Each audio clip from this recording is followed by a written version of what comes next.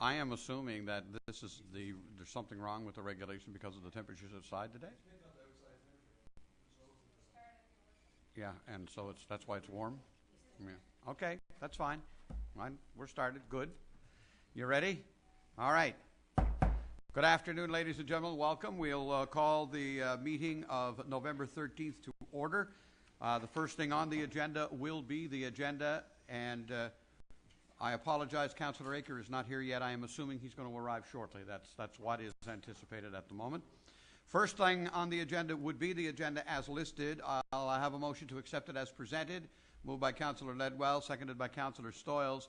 Are there any additions beyond those which I see? There is a document from Planning and Land Use Committee, an adoption of a resolution, and there is also a proclamation which we're going to sign into the record this afternoon. Anybody else with any additions to add to the agenda for the meeting today? Hearing none, we'll call it. All in favor? Contrary minded? Motion is carried. The next item then would be the Public Council meeting of October 30th, the minutes of that meeting. Entertain a motion to accept them as presented. It is moved by Deputy Mayor Locke. It is seconded by Councillor Tessier. Are there any errors or omissions? Errors or omissions only at this point in time? Again, this is from the Public Council meeting of October 30th.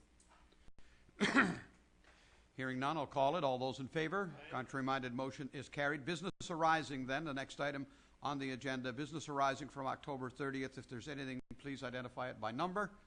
But we're all into the habit of that by now. Anything at all?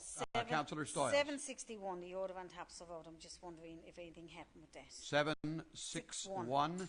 That was the order on Topsail Road, yes, to vacate the building. Yes. I would imagine, Stefan, you're the man on that, are you, Mr. Yevchek? Or Mr. Aker? I'm sorry, Councillor Aker? I have no update. You have arrived. Good to see you. Okay, Mr. Yevchek, would you have an update on item number 761, 1073 Topsail Road? I'm trying to get to it, Your Worship. I'm sorry. This is in reference to Heavyweight Fitness? Yes, Your Worship. Thank you very much. We have been in contact with them since the order has been issued. I am aware that we haven't talking about the parking situation to this point in time. I don't believe we've received anything or resolved anything yet, so it's still this matter is still pending. So they're still open? Yes. The matter is still pending and until the 30th of November. Correct. Is there perhaps, Mr. Yevchek, and I would ask the committee their opinion as well on this then, should we possibly instigate a call to them at this point to, I don't know, the term would be light a fire or whatever? What do you think? Councillor Aker? Yeah, I would agree, Your Worship. We have had discussions in committee. We have had an informal proposal to add as many as 11 parking spaces. Would that do the job? The property. It would meet the requirements. But as in this file in the past, the follow-through, I guess, is still in doubt. It's still not there. Communication is usually 9/10 of the problem, although I'm not sure it's our failure to communicate, but I would agree, Your Worship, that a phone call would not hurt at this point. My concern, to be frank, is the good users of Heavyweight Fitness, the people who use that have paid good money to use that facility, and if they, at the end of the day on November 30th, if the door has to be shuttered because of our cease and desist order, you know what I mean? I can't believe in any way they can look at the city and say we did something wrong. But well, my concern is those people will be the last ones to know, and we have to at least stress to the business operator that basically he or they are responsible for ensuring that this parking is put in place. I suspect, I can't speak for the rest of council, if we had a formal proposal before the end of November with a commitment to, short follow-through before the snow arrives to get the parking spaces installed and paved, we can bring that back to council, but we're still not at the point where we have a formal proposal. Yeah, they're actually so successful that it really gets to be a problem because their patrons are the ones that end up having to pay the price here.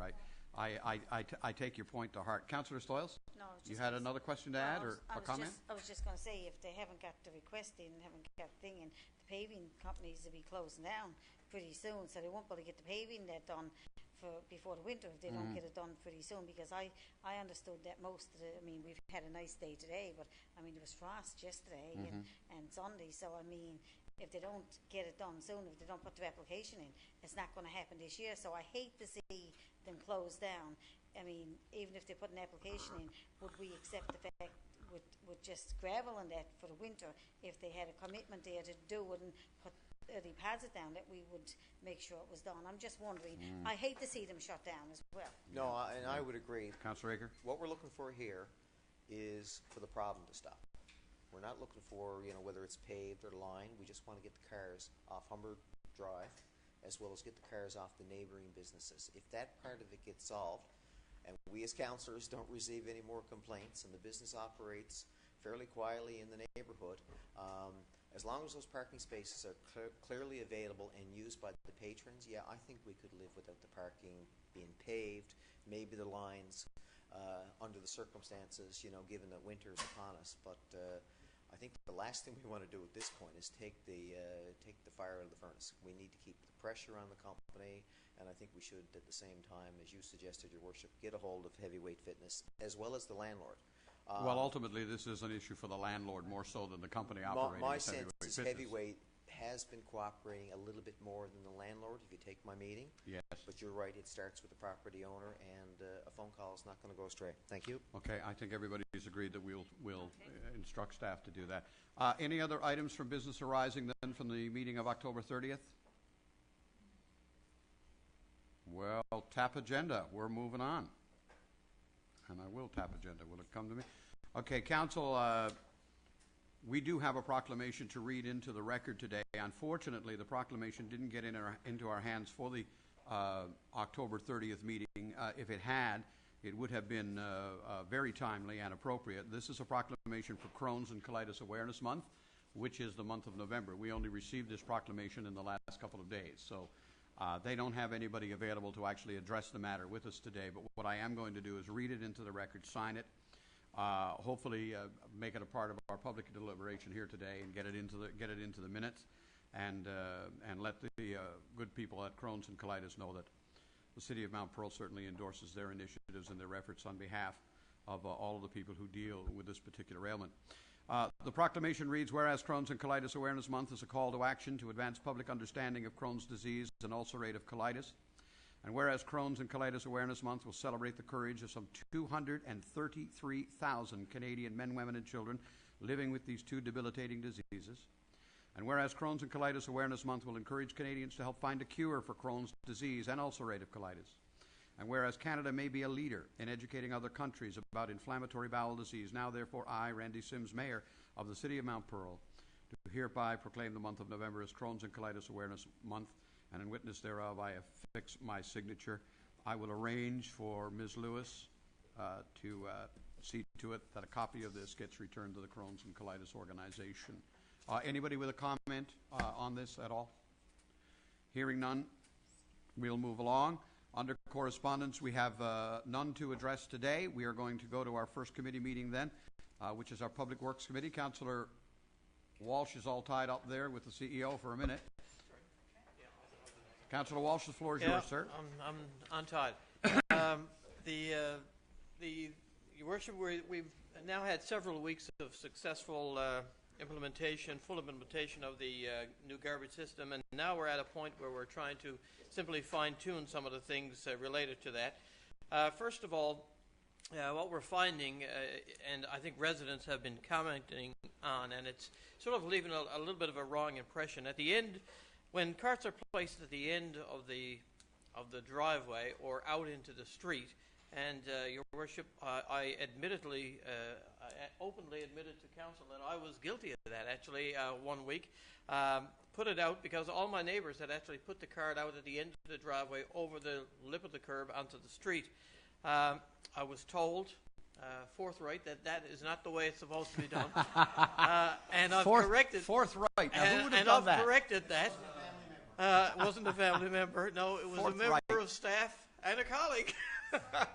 But anyway, it's easy to do because it seems to be the flattest area in my driveway. It certainly was the flattest area to lay the cart down. Problem with that is, if you can picture the automated arm system moving out and putting the cart back down, as it's putting it down and putting it back out, if it's up against the curb, what's happening is the cart is tipping. The wheel is hitting the end of the curb and is tipping over. So as the carts are being replaced at the end of the curb, when they're out into the street, the carts are tipping over very easily. And that looks like, to some residents, particularly those who might be looking for a reason to say, aha, I knew this wasn't going to stand up, and I knew it wouldn't endure any wind. This is really just an incorrect placement of the carts.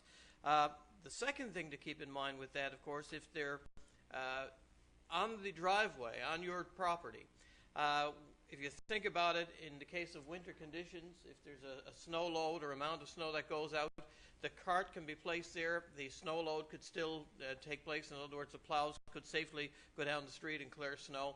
And the tipper can still take the cart up and put it right back in the very same location. In other words, it won't impede snow clearing operations in January, February, March month. Although this year, based on today, we may not get any snow anyway. So I just jinxed that, didn't I? I just jinxed that. I hate to be the bearer of bad news, but our former public works director, Mr. Rantle, one of your predecessors, Jim Oxford, who is a fine bayman out of Ramia, tells me we're going to have a fine amount of snow, and in the many years I worked with him, that man was never wrong. So he says we're going to have a warm, intense winter. So we're going to have a month or two. It's going to be short, but we're going to have ourselves a fine dumping of snow. Is what he says. So well, we'll see if we can put him to the test. I hope for the first time he's wrong. Yep. Anyway, Your Worship, that was the first of several things I want to place. The second thing that we're seeing, and again, this is really just fine-tuning the system now. Some people, because, again, it's a very stable place to put the carts, are placing their carts on the lawn.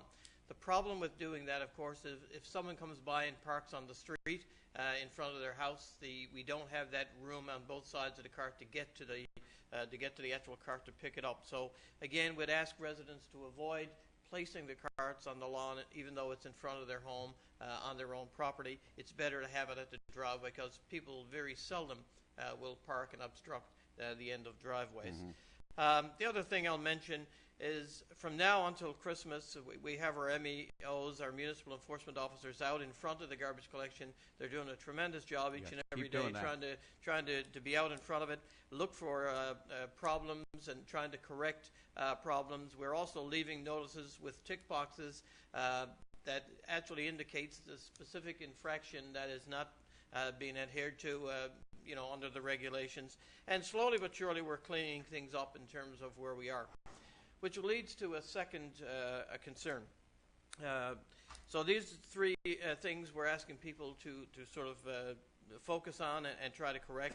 The next thing, of course, is this time of year, there's a tremendous, a tremendous collection over time, for sure, of leaves. Many people, me included, have placed leaves in the container. When you think about that, that's a bit of a double whammy. If you only have a half a bag of leaves, you would think, fine, put it in the container and put it out with the garbage. And I guess for a long time, up until today, in fact, we haven't been systematically collecting leaves like we had last year, for example. The problem is if you put leaves in the container, and a lot of people did that, of course, that adds, leaves are heavy, bags of leaves are very heavy, and that's going to the waste.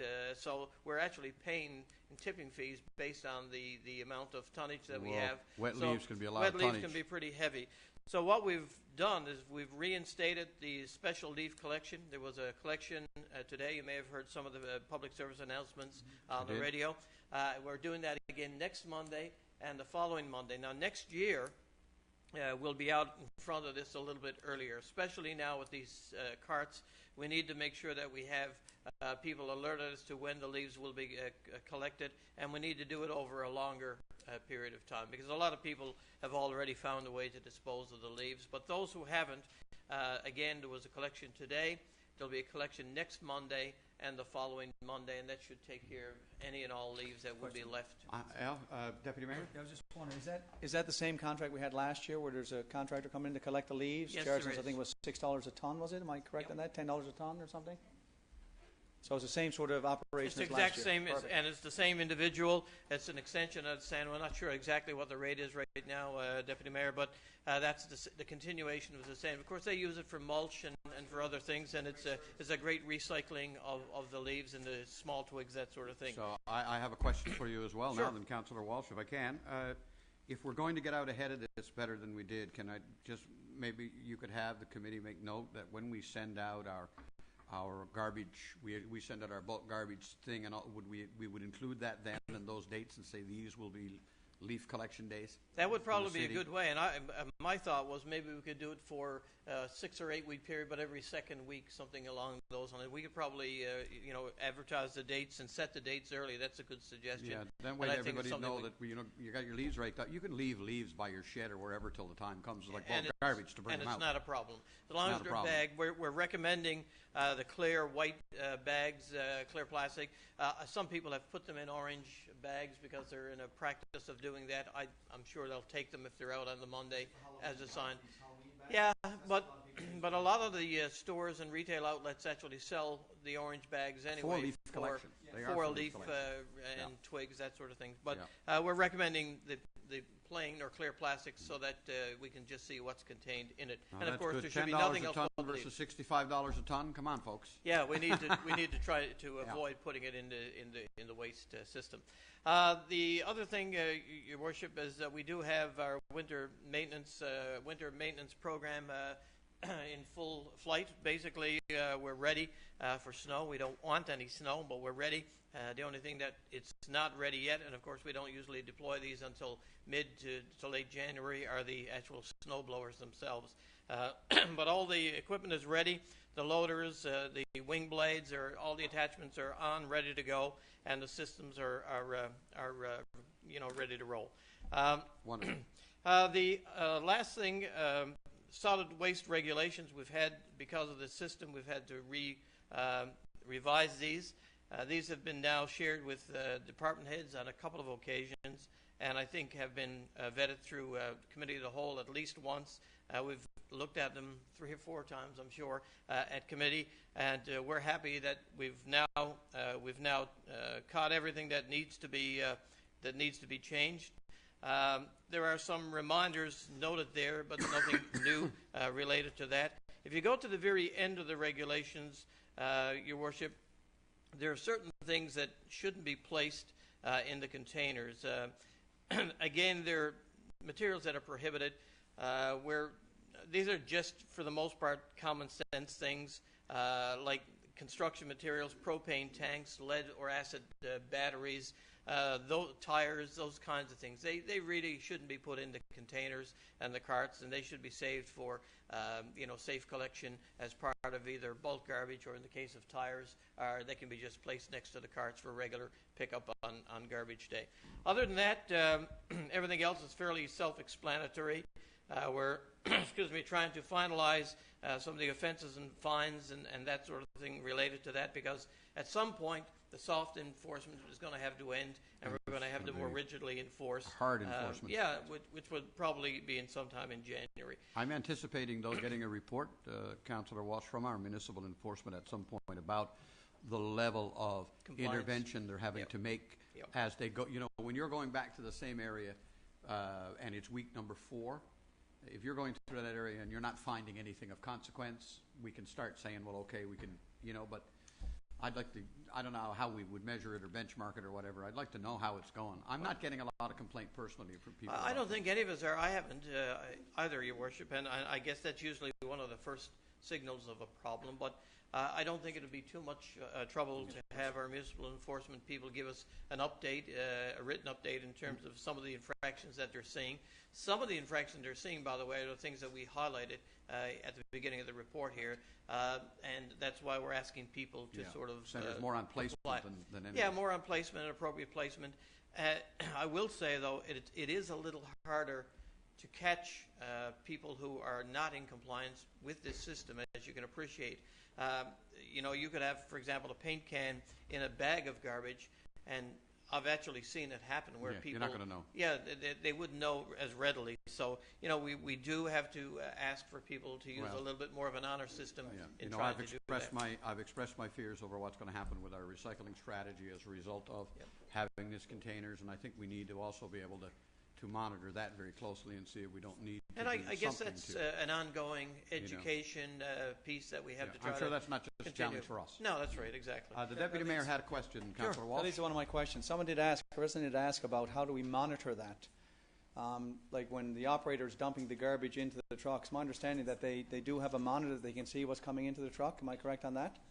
Because they did express that concern, Your Worship, about the hiding of paints and stuff that we don't want into the collection. So I did indicate that we could monitor it somewhat, but they were concerned that, again, manually throwing it in, if there was a propane tank in there, you might hear it clinking, or you could identify if there was something in the bag that we can't do right now. But as Councillor Walsh said, we're going to have to use the honour system. Also, a resident asked about, yes, the garbage has to be bagged, but we have no requirements now for black garbage bags. Hey, like these kitchen catchers or the smaller bags. It's okay if they put it out in white bags. It's just as long as it's bagged. That's what I've been. That's what I do. Just the little white one that's under your counter in the kitchen.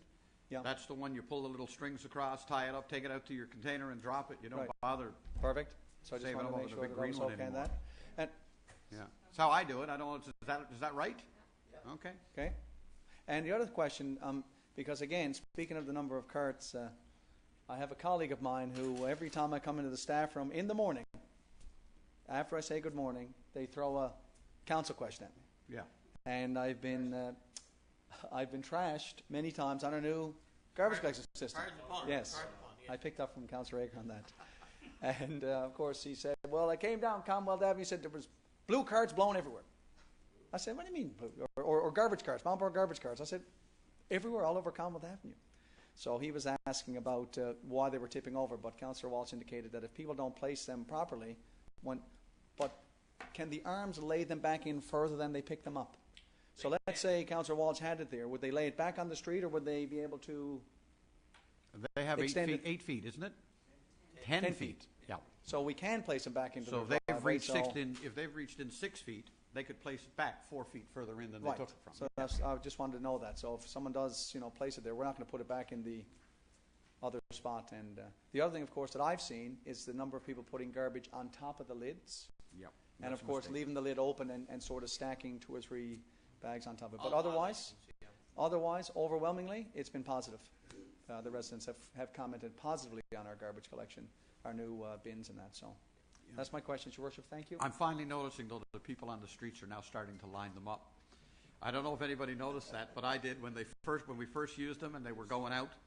They were kind of like a little bit willy-nilly everywhere. This guy's was in here and this guy's was out there and his was over somewhere. I'm finding now as you go down the street, I have no idea why it's happened. It's just something I think that just naturally occurs. We're all sheep. Now they're all kind of like lining up. It really looks sharp, though, and it's so clean. And the rodent, bird issue, all of those challenges. If our residents make it work, I got to tell you, it's going to be a wonderful system for us. Councillor Stoyles. I just have one question. I support the regulations, and of course I certainly supported the new containers. The regulations that stated the time, evening, putting the carts out.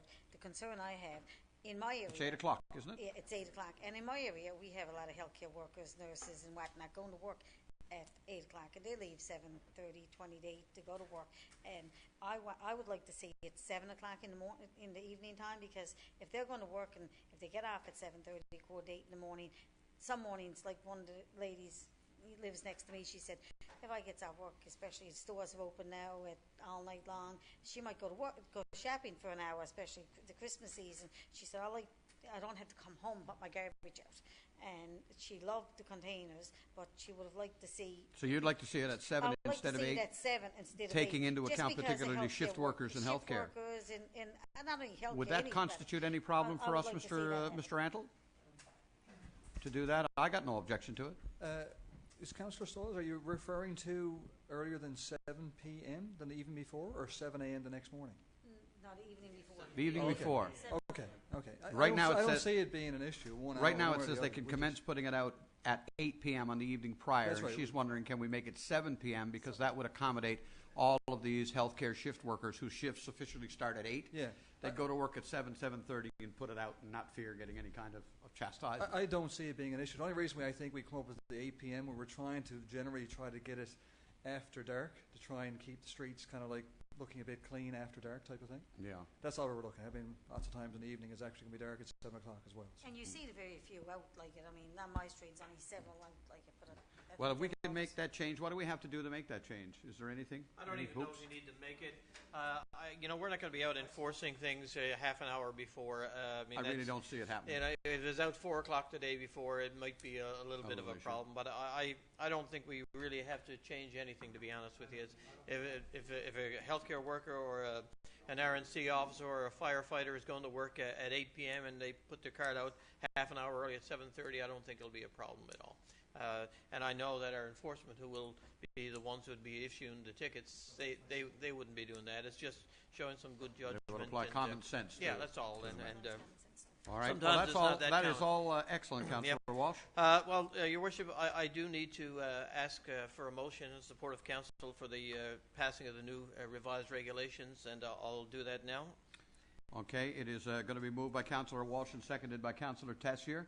Does any further comment or any other questions or inquiries from council? Again, on the changes to the garbage regulations as they've been presented. Hearing none, I'll call the question. All those in favor? Contrary minded? Motion is carried. Your Is worship- it me or are we being very formal here today? Nobody cracking jokes? Dave's not cracking a joke or nothing? You cracked one. There was one pun, I guess we got out of it. All right. And Next item. Problem is, your worship, we haven't talked so much garbage in a long time. We're sick of garbage. We're is sick that of it? garbage. The last thing, it's also related to this. It's a change in the fee for the landfill, your worship. There's a slight increase of 3.2%. The fee goes from $65 to $67.60 per metric ton. And that's something, of course, that's passed on from the Eastern Waste Management. They established the fees. $67 a ton. Yes, that's correct. Just as an idle curiosity, because I think we should do this in the new year, particularly, again, going to that issue that I spoke of earlier, Councillor, about our recycling, has the fee for recycling, which I understood was $20 a ton, has that changed? So the $20 has stayed the same. Yeah, that's the same. So the more we can get into the recycling, the more money we save. I mean, that's as simple as that. And that's the bottom line. I think our plan is to, and maybe even for 2013, to increase the level of awareness and the educational component, and to be reminding residents of the importance of continuing to recycle. I have to say, in all honesty, on my street and in the neighborhood in which we live, there doesn't appear to have been a falling off of the recycling initiatives at all. People are still putting the blue bags out. They seem to be putting it out in the same number, the same volume as in the past. But I guess time will tell. Yeah, I've not noticed anything particular. It's just, I have this feeling of foreboding. Human nature being what it is, it may be sometimes easier to dump it. But hopefully that won't be the case. But we do have to continuously remind people. Going to interrupt your report again. Councillor Aker, comment or question? Yeah, from Eastern Waste, I sit on the board, and we had some really good discussions in terms of arriving at what these fees should be. One camp would like to see the recycling fee basically reduced to nothing, and I think that's something that Eastern Waste is going to consider next year. I guess it was considered too late, but it's considered to be an incentive in more and more communities. I don't know how they could get it to nothing, but okay. Well, but more and more, it's being subsidized now. They increase the tonnage on the other end.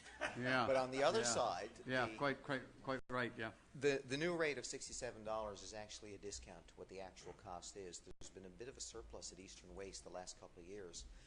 The tipping fees were typically based on, say, 80,000 metric tons, and what's happening is there's a lot more waste going into Robin Hood Bay. So as a result, the fixed costs being spread out over more and more.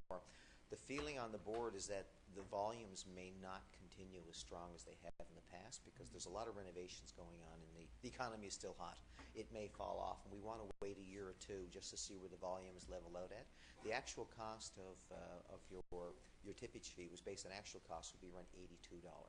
So what we decided to do this year was stick with the base rate that we have, increase it slightly for inflation, put the surplus to work that we've had last year towards this year's, and in the longer run, what we'll end up with basically is probably no surplus, but also a rate that reflects current level volumes. Right? So we're getting a discount right now for the short run, and if volumes continue as heavy as they have been, the rate should stay more towards the $67 range as to up to the $82 range. That's it, Your Worship. Okay, thank you very much. A sorry. question, Deputy Mayor? If we have the number, what do we typically bring to the dump on a weekly basis in terms of tonnage? Any idea, round numbers? Just curious about that. I think that'd be interesting for our residents to know as well, just what their garbage is actually costing us. We You know, would be able to give you that information. It's just that it's not readily available. The Right. trucks are weighed every Absolutely. week. Every so trip, yeah. we would have that. We'd probably be able to get that information for you. Well, but we for don't one have thing, we it would readily know we would know what our tonnage bill is. We would know what our Yeah, bill is, so yeah. you could divide that by. just a and monthly. come up with an to average your or point, rough Your idea. Worship, like I know sometimes you see that people don't put out the recycling, but there must be a standard ratio of recyclable materials per household. You know what I'm saying? Like maybe it's 1 bag of recycling per every 1 bag of garbage or something. So, I mean, to your point, if we could somehow monitor that, you know, yeah, if we see houses that are throwing out 8 bags of garbage and no recycling, well, there's a little warning bell there that these people probably aren't, you know, adhering to our recycling thing. So I agree with that. If we could somehow get a baseline data set, and that way we could follow that and see and try to Councillor Walsh's point in 2013, you know, get that information out and encourage not only the environmental savings, but certainly the financial savings that Councillor Aker just made reference to. Well, I only know this: paper and packaging. Paper and packaging represents 30% of our waste stream.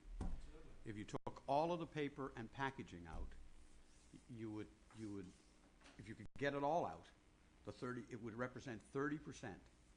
A 30% reduction in that $67 a ton fee. That in itself, and organics, which is the area in recycling we have not challenged in the region yet, but organics is like 37%.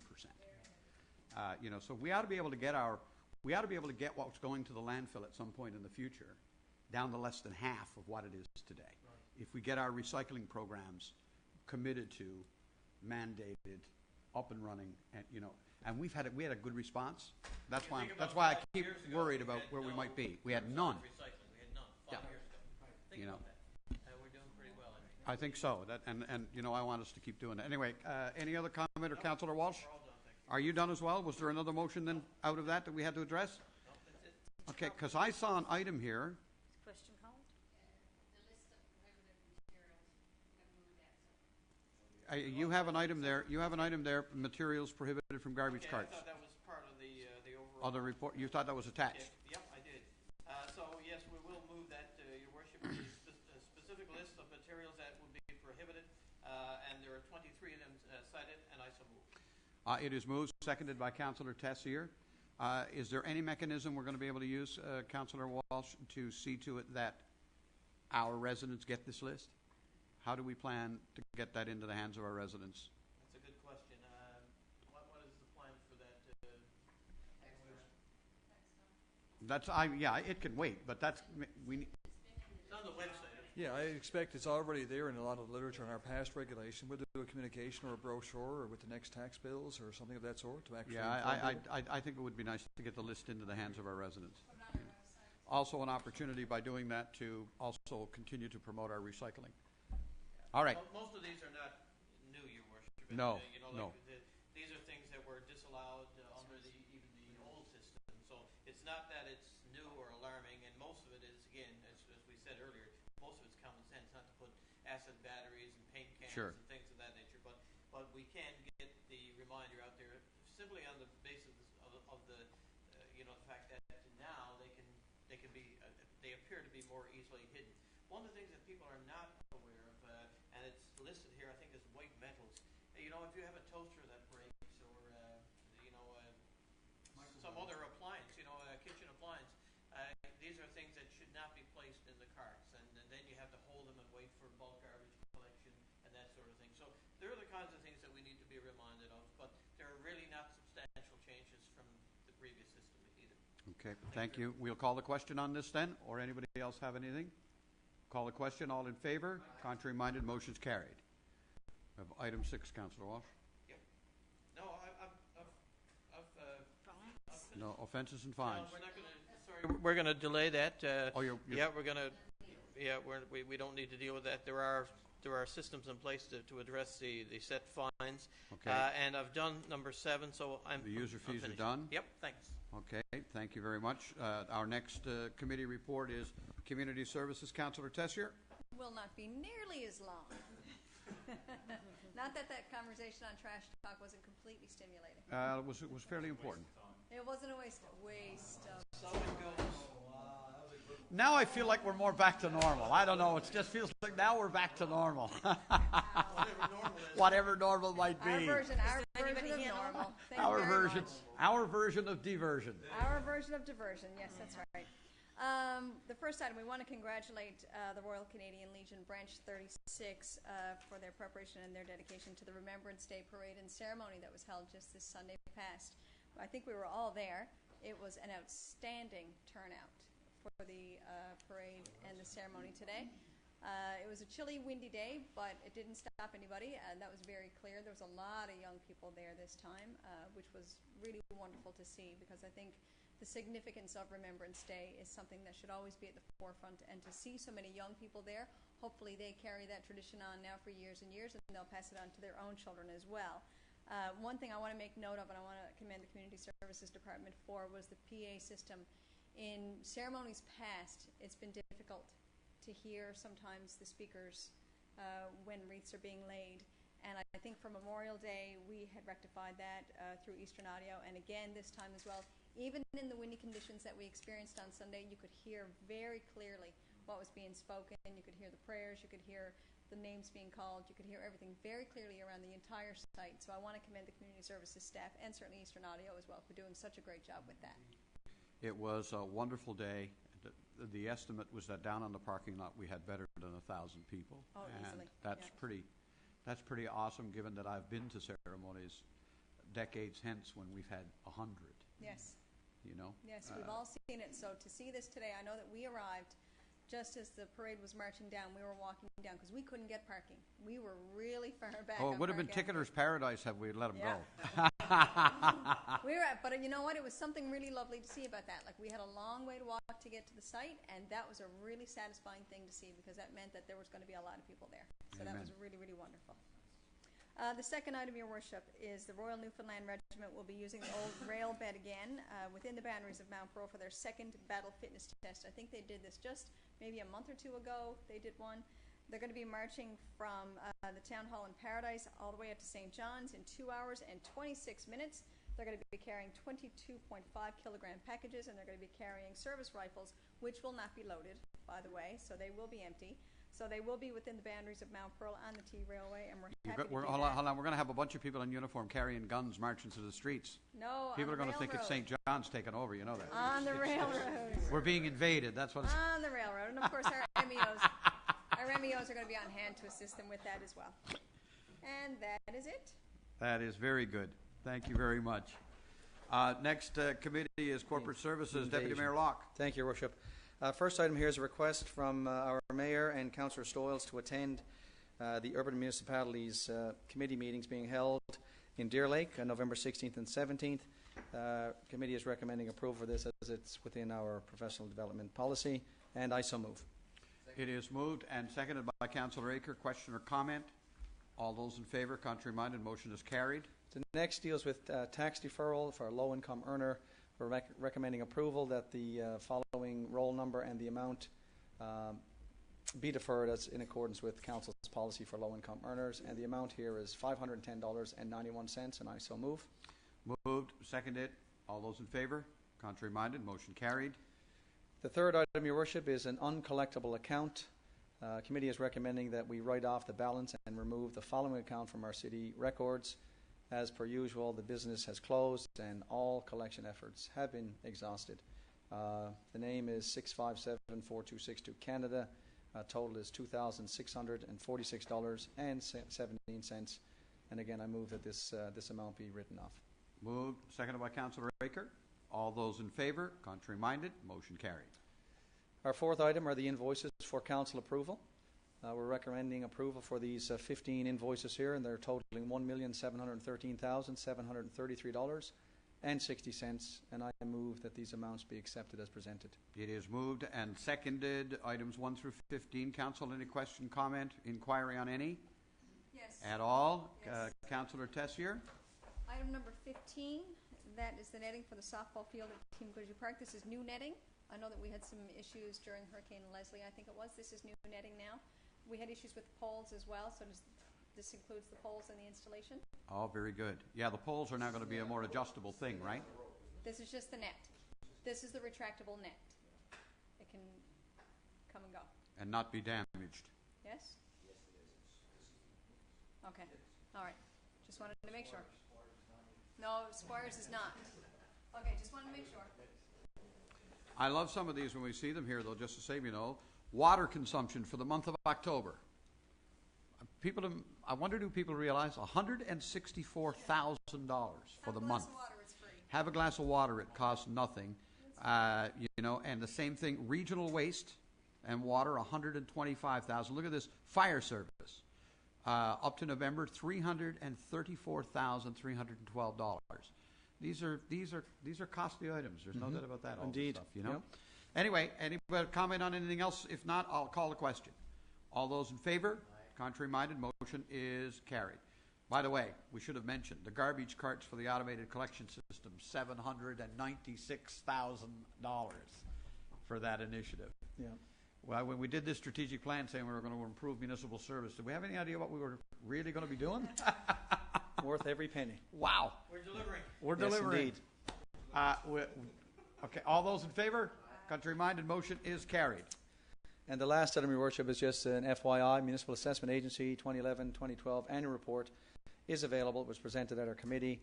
Copies available for those interested at our Chief Administrative Officer's office, and it can also be found on the Municipal Assessment Agency's website, www.mma.ca. And that's it from me, Your Worship. Thank you very much. Next committee reporting is Engineering Services. Councillor Ledwell, the floor is yours. Thank you, Your Worship. Just our usual update on the construction of the multiplex. Things are progressing on schedule. Certainly our target completion date of 2014 is certainly well within reach. At this point, we're over a fifth of the way there. We've got 21% of our work complete, so we're certainly moving along quickly and efficiently. The upper parking lot is now open and available to the public for people who are attending events at the Glacier and at the Track and Field building there, as well as the Reed Centre. And of course, plans are also underway between Community Services, Engineering Services, and our contractor to make sure that traffic is handled as safely and as effectively as possible as we move into the winter months, especially in the bad weather that is coming around. Geothermal work is still progressing. We've got about 25 of the 48 wells have been drilled on site. And of course, those are all related to our geothermal heating system that's going to be put in place in the building, which we're so very proud of and happy that we're going to have as part of this new project. As well, of course, the pool construction is ongoing, and the brick is being installed on the Reed Centre itself. So things are progressing rather smoothly. Certainly, we hope that we'll be able to achieve our target goal, but at this point, there's no reason to believe otherwise. Thank you very much. Very, very good. It is progressing quite nicely. The place looks like a war zone. But it has to. It's like anything.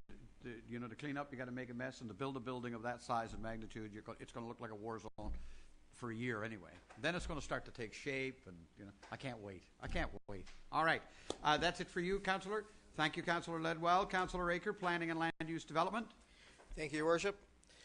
First item pertains to 885 Topsail Road, and this is the site of a former bank many, many, many years ago. CIBC used to be there on Topsail Road. Yep. This is in the area between, say, the Farrell Drive and Black Marsh Road intersection on the opposite Yes, side. sir. Subsequent to the bank closing, the property was acquired by Newfoundland Power, and we rezoned it, I think, to utility. And now Ready Kilowatt, which is a credit union closely associated with Newfoundland Power, they would like to have it rezoned back to basically to mixed use.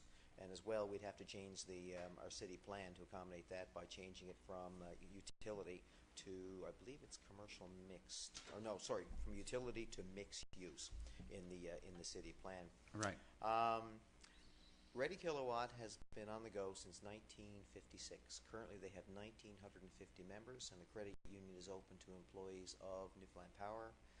And over the years, what's happened is they've seen tremendous growth. As people retired, they stayed with the credit union. New employees came on, they went with the credit union. Newfoundland Power was acquired as a subsidiary of Fortis. So basically now Fortis employees are able to, those in Newfoundland and Labrador, are able to also participate at the credit union, to the point now where their location over in Duffy Place in St. John's, they're full. And basically they want to relocate to this site. So through Shepherd Case, they have proposed building basically a small bank, basically. They're a credit union building. Just for the benefit of Dennis and the boys in the bunker, we had nothing to do with it. Had nothing to do with it, right? All right? No, Just so, indeed. just so they know. Yeah. We're innocent. We had a briefing session on October 30th, actually 2 weeks ago.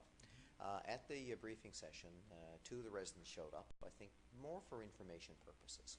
And we had the gentleman there, Mr. Case from Shepherd Case, and he did a very good job outlining what he has done to design the property to be at a minimum, in terms of intrusion, given that there are residential neighbors to the west of the property, but there is no residential neighbors to the east. So he's oriented the building closer to the east side of the property. And he's also put the front line of the new credit union building behind the back line of the houses. So when the residents look out through their side windows, let's say, they will not easily see the building. They'll still see streetscape. Right. And there's a drive-through in this particular facility as well, but that's oriented again towards the east side, away from the houses and closer to the commercial to the east. We put in some parking, basically, and there'd be a privacy fence between them. The residents who were at the meeting, they seem very, I won't say very happy, they seem happy with that. They wanted to come and just ensure, basically, that I guess they wanted to know what was being built next door to them. We had the operations people there. It's a Monday to Friday, 9 to 5 operation. The drive-through does not attract a lot of people. In fact, the customers coming to the site typically, like most people today, bank online. So the majority of the cars that will be on the site day in, day out will be employees' cars. I think about 12 to 15 tops. And then you might have the odd customer coming to visit.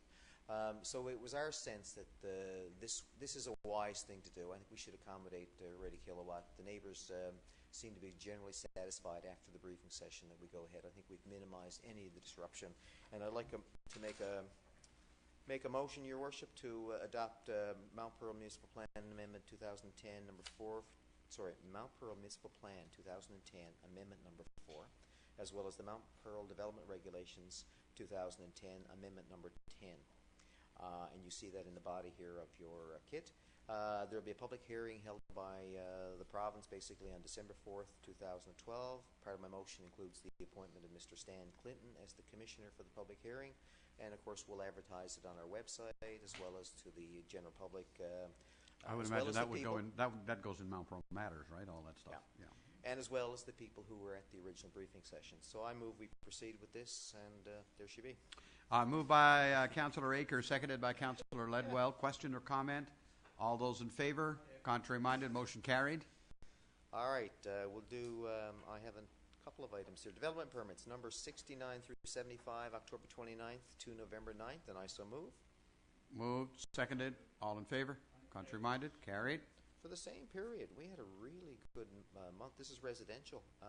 $3,158,850, and I so move. Moved, seconded. All in favor? Contrary-minded? Carried. Those new houses, $520,000 a pop, they really add up, don't they? They really do. Jeez, do they ever. Commercial from October 28th to November 9th. We have a few there as well. And the total for the period is, I believe, a very small amount, $9,720,000. There is one building on Black Marsh Road, which I suspect is probably part of the Sundara complex.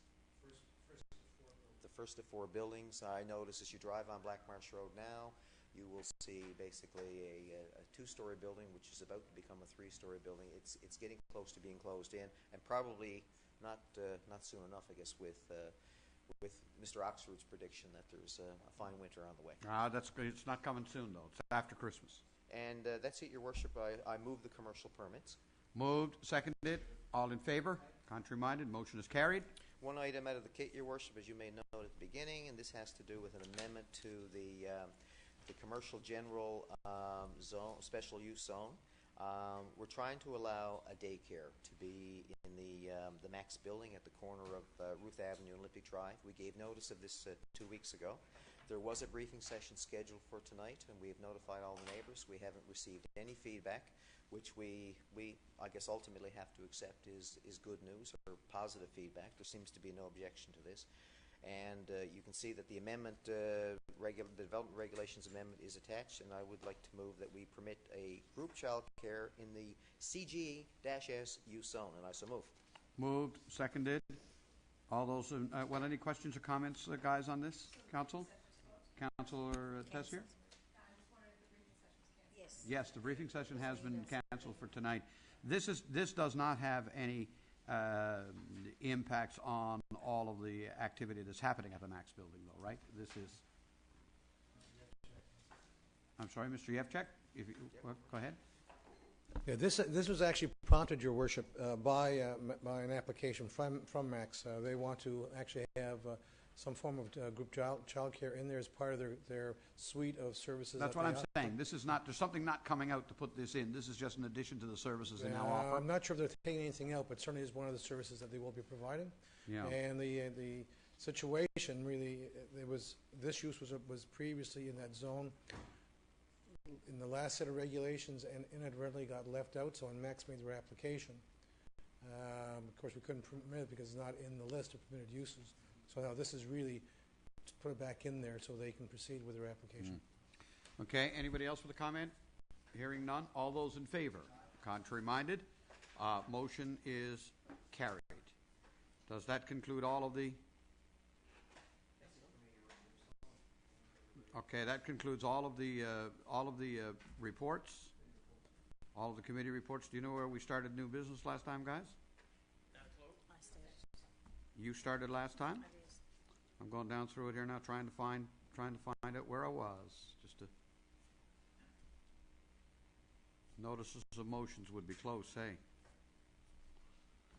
I don't know. Sometimes this don't work as well. Councillor Stoyles did start the thing. Deputy Mayor. Councillor Tessier. First of all, I want to congratulate the Planning Department and, of course, Community Services Department for a very successful Pearl Awards for Urban Design and Gardens last week in Council Chambers. It was a really lovely event, very prestigious, very professionally done. I know that everybody that was here walked away feeling very satisfied. I'm sure that you had the same sense as well. Councillor Raker, who did an excellent job as MC, by the way. But again, it was just another wonderful Pearl Awards for Urban Design and Gardens. Everybody just had such a real positive sense about it, real sense of pride in our community, in our city, not just in our larger buildings, but certainly in our homes and gardens. So I just wanted to congratulate both departments on the work that was put into it, because it was certainly very evident the amount of effort that went into it. It was a wonderful event. Also want to extend, I don't know if best wishes is the right way to say it, but a speedy recovery to Mayor Stephen Brinson from Change Islands.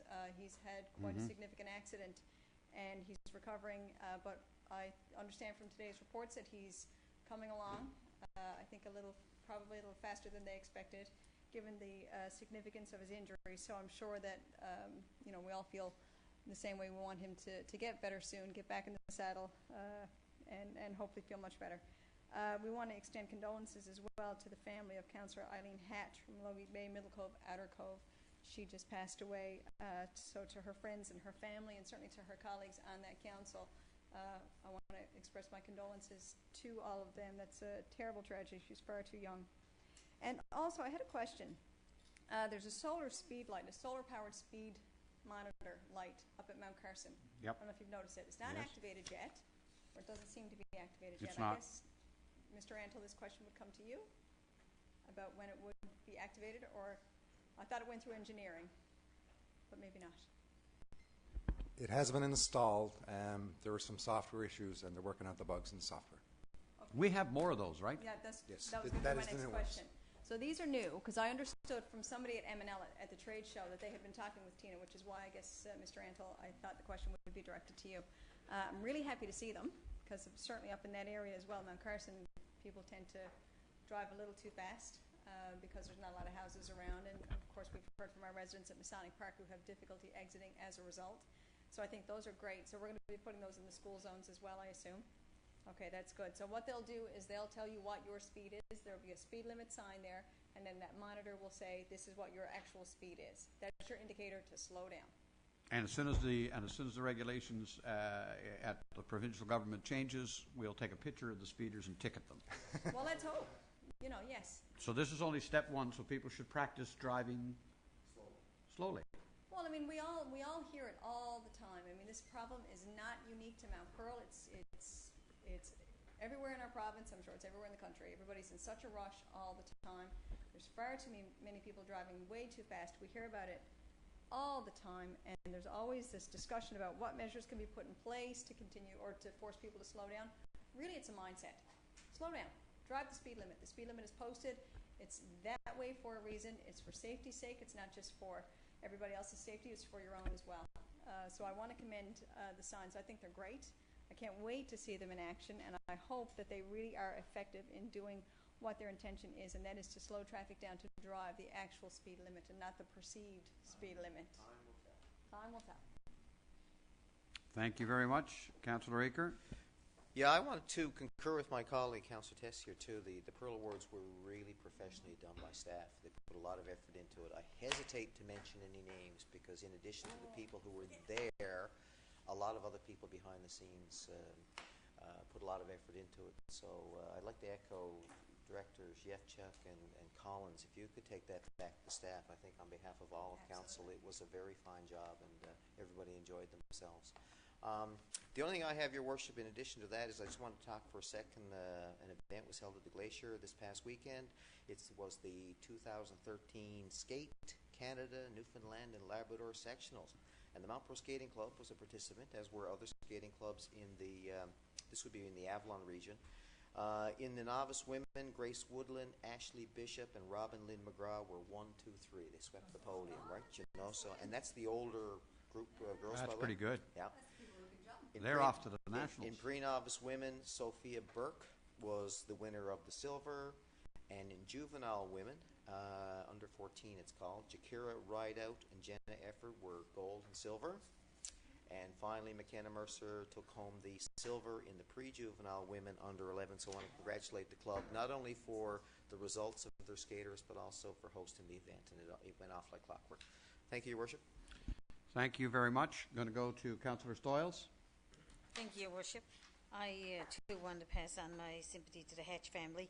Actually, former Councillor Chris Hatch is Eileen's brother-in-law, and of course I attended the North East Avalon Joint Council basically ever since I've been on council, and I think Eileen was a fixture there, and certainly wanted to pass along my sympathy to her husband and family. I know he drove her just about to every meeting she went through, no matter where she went, and it's certainly a sad loss for the community and for the province, because she certainly put a lot into her community. She was a great volunteer, and certainly want to pass on my sympathy to the family. Also, Your Worship, I wanted to mention on a brighter note, the 20 questions in this weekend's paper was Dr. Michelle Young, and I mentioned Michelle before. She has her practice here in Mount Pearl, and she has put a lot into her personal life with training. She's done the Ironman a number of times, and it was great to see her featured in the Telegram on the 20 questions. And wanted to mention also the North East Avalon Joint Council is going to be on the 21st in Bay Walls. And that's it for me, Your Worship. Thank you. Councillor Walsh.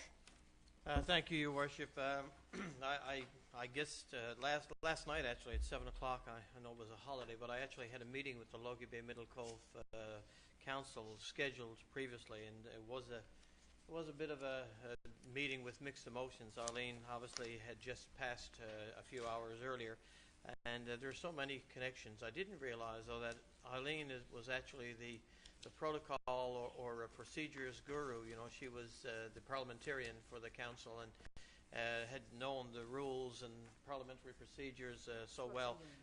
She certainly will be missed. I didn't actually know about the connection between Chris and Actually, I was at her wedding. I wasn't familiar with that, but I guess we continuously are reminded how small a place we live in when we look at the number of connections. So again, I want to pass along my condolences to the Hatch family.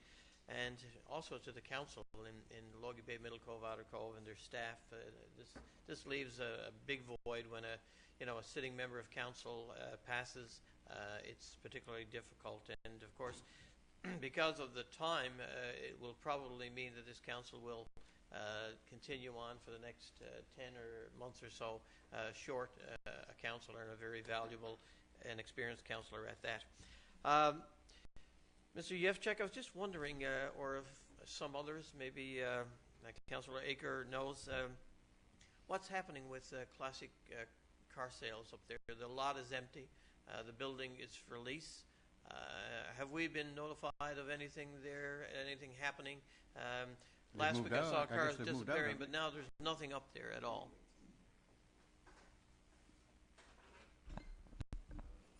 I just actually was made aware of that situation today.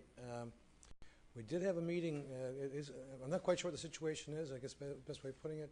We did have a meeting with the owner of Classic Car Sales several weeks ago regarding a related property matter, and at that point they gave no indication of any situation regarding the business. There was reference made to the fact that there's a tough market these days in used car sales. So I guess we can follow up and find out more information from that. Yeah, it'd be great to know what's happening there, because, like I said, you can't help but notice. I mean, they had a high volume of cars on the lots for a long time, and I know we did have some issues, but I know that Mr. White and that business has been very successful for many years, but it may be that circumstances changed. But if you could update us, I'd appreciate knowing.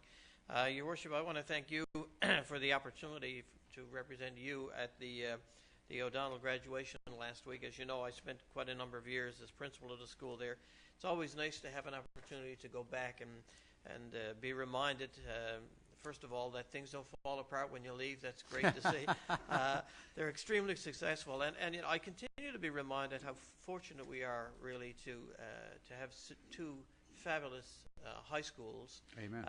In Mount Pearl that both do so well.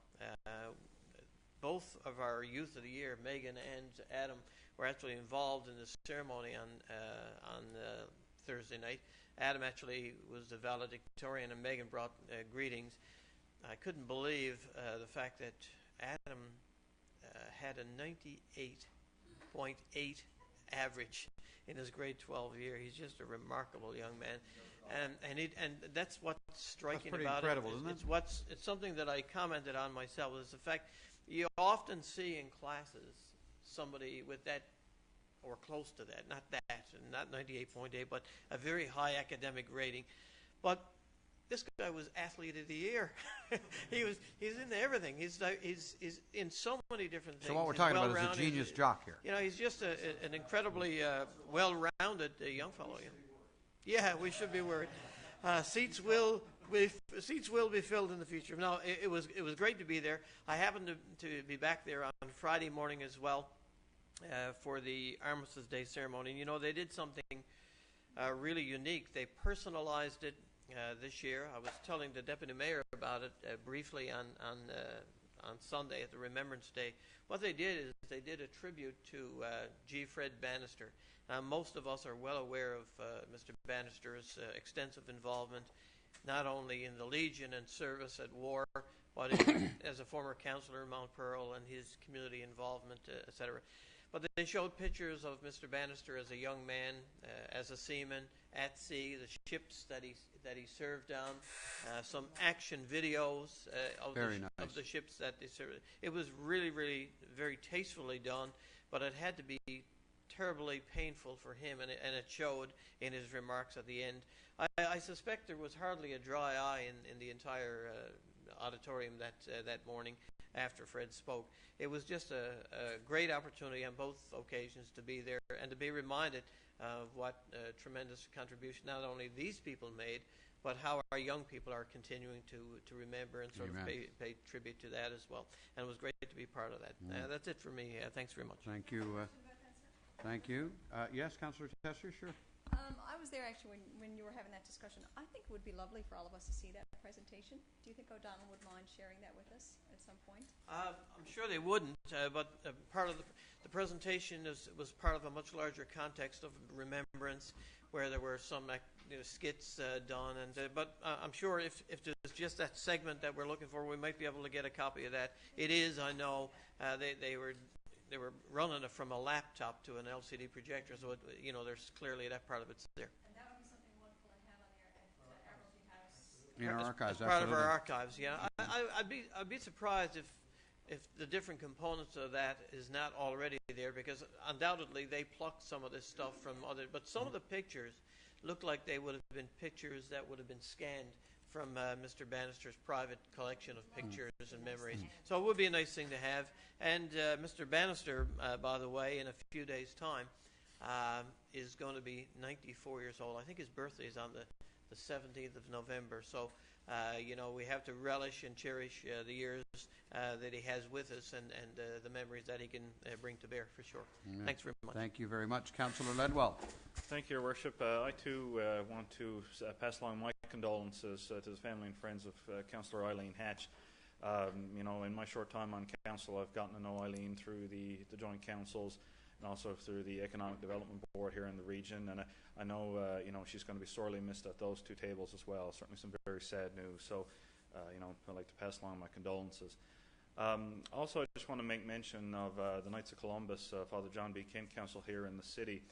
On Saturday evening past at Mass at Mary Queen of the World Parish, the council held its installation of its officers, its executive for the Columbian year that's ongoing. And I know that the council continues to do a lot of great work in our community, continues to produce a lot of great volunteers that work a lot with the council, but also in other parts of the community.